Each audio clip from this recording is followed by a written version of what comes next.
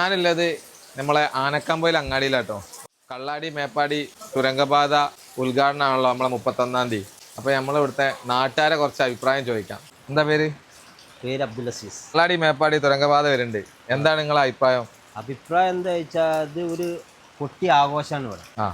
വിചാരിച്ച മാതിരിയൊന്നുമല്ല. പിന്നെ പറഞ്ഞാൽ വലിയൊരു ഉപകാരം തന്നെ. ഒരു ബദൽ റോഡല്ലേ വരുന്നേ. അതെ. പിന്നെ നമ്മൾ ജിൻഡോ അതിന് വേണ്ടി കുറേ കഷ്ടപ്പെട്ടാണ് അതിന് വേണ്ടിയിട്ട്. അതിനുള്ള എല്ലാവിധ ആശംസകളും. ഞങ്ങളുടെ MLA ജിൻഡോ ജോസഫിന് ഞങ്ങൾ നന്ദി അർപ്പിക്കുക. എല്ലാ കാര്യങ്ങളും അദ്ദേഹം വേണ്ടുന്ന രീതിയിൽ വേണ്ടുന്ന രീതിയിലുള്ള പ്രവർത്തനങ്ങൾക്ക് ഊർജ്ജമായ പ്രവർത്തനം നടത്തുന്നുണ്ട്. അദ്ദേഹത്തിന് ഞങ്ങൾ ഈ ആനക്കാമ്പോലിൻ്റെ പേരിൽ സല്യൂട്ട് അടിക്കുക. ആനക്കാമ്പോല് ഓട്ടോറിക്ഷ ട്രാക്കിലാണുള്ളത്. ചേട്ടായി, നിങ്ങളെ പേരെന്താ? ജോണി.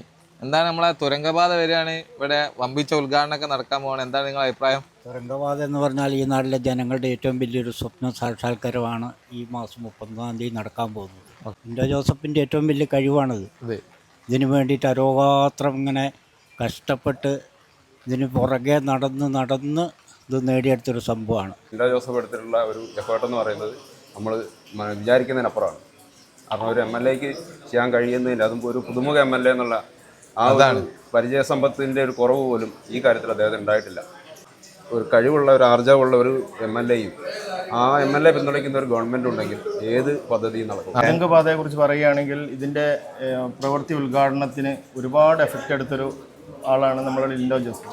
കാരണം അതിനെ നമ്മൾ വളരെയധികം അപ്രീഷിയേറ്റ് ചെയ്യേണ്ട കാര്യമാണത്. കാരണം വർഷങ്ങളായിട്ട് ഈ നാട്ടിലെ എല്ലാ ആളുകൾക്കും ഒരു സ്വപ്ന പദ്ധതിയാണ് ഈ തുരങ്കപാത. വാർഡ് മെമ്പർ ഉണ്ട് ഇവിടെ, എന്താ പേര്? എൻ്റെ പേര് രാജു. എന്താ നമ്മളെ തുരങ്കപാതൊക്കെ വരികയാണല്ലോ, ഇവിടെ ഒരു ആഘോഷം തന്നെ നടക്കണേന്ന് പറഞ്ഞേ, എന്താ അഭിപ്രായം? ആഘോഷം തന്നെയല്ല, അത് ഉത്സവമാക്കി മാറ്റണമെന്നാണ് ഞങ്ങളുടെ ഉദ്ദേശം.